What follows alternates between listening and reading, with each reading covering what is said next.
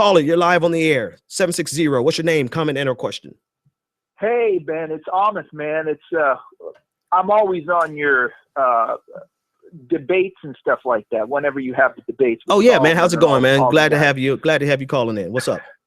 Yeah, brother. I mean, I'm really hot right now. And the reason I'm hot is because, I just saw the Boyce Watkins video, and I'm sick and tired of black leaders telling everybody who's black to be apathetic when it comes to politics. Mm-hmm. This has to stop. Everybody. Okay, hang on. I gotta do something. Yeah. I gotta do something. I gotta do something because one, it is important to the message that you're trying to convey, and it's just important to me. It's gotta be real. If you, I don't know your ethnicity. Are you black? No. Okay, so do me a favor. Sure. Dial it back a little bit when you talk about you're sick and tired of all the black leaders. Just communicate it in a way that's not going to make me not want to listen to you. Right. Can you do that for me? Yeah, brother. Okay, all right. Because I think what you're getting ready to say. Hang on. I think what you're getting ready to say is important, and it's more important for them to hear what you're going to say and not get lost in the fact that you're talking about black leaders like that. All right. So I want us to be smart about it. Go for it. Right. I mean, I'm coming at it the way that the Cornel West is coming at it. Go for it. What I'm saying is I disagree with what guys like Tariq Nasheed and guys like Boyce Watkins are saying when they're saying to the people that are affected the most by the things that Bernie Sanders is talking about. For them to just say, oh, well, we don't need to go ahead and participate because we're not getting everything that we want. Here's the thing that I'm going to say, okay? I'm a fan of African Americans getting reparations, but it has to be done the right way. See, the dominant society is playing chess, and we're out here playing checkers.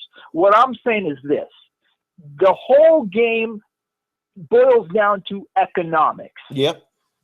Economics is key. And the reason I'm saying that is because it's like this, okay? I'm Indian. Okay. I dealt with 300 years in terms of India being oppressed by the British Empire. Right. I'm not saying that my situation is anything like the African Americans or anybody else. But what I'm saying is that the only way that Indians came up is they put their money together. The thing is, if everything gets separated and people who need to be in the system the most, the political system, get apathetic, there's nothing that's going to ever end up happening. All these people are talking about economics. You know what I'm saying? Tariq Nasheed is talking about group economics. Boyce is talking about group economics. The biggest type of economics that can ever happen is that people get jobs that are getting paid well. Right. You can't do group economics if people don't have jobs. You can't talk about group economics on Hidden Colors or anything else like that and say to the person that's wanting to actually lift it up to say, oh, let's not support him because of something is happening here or something's happening there. It completely goes against the point that we're trying to go with. Yeah, absolutely.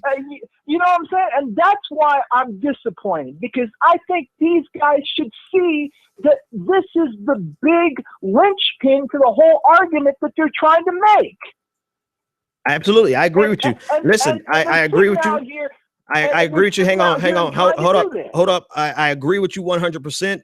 Thank you so much for the call. I have to clear up the line, but you made a very great point that you can't talk about group economics if people don't have jobs, period. And so the conversation about whether or not you should be politically active or not is ludicrous. If you're talking about group economics, you can't start enough Pan-African bookstores to employ the entire Black community, right? You can't sell enough dashikis. You can't sell enough bean pies to employ the entire Black community. So you cannot talk about group economics without discussing how are they going to get those economics in the first place. So to that point, I wanted to make sure that your point was clear, and I didn't want it to get lost in the fact of the tone in which you address Black leaders, which I felt that twin. So I had to correct you on that. But your point is very clear. You can't talk about group economics if your group ain't got no economics. Caller.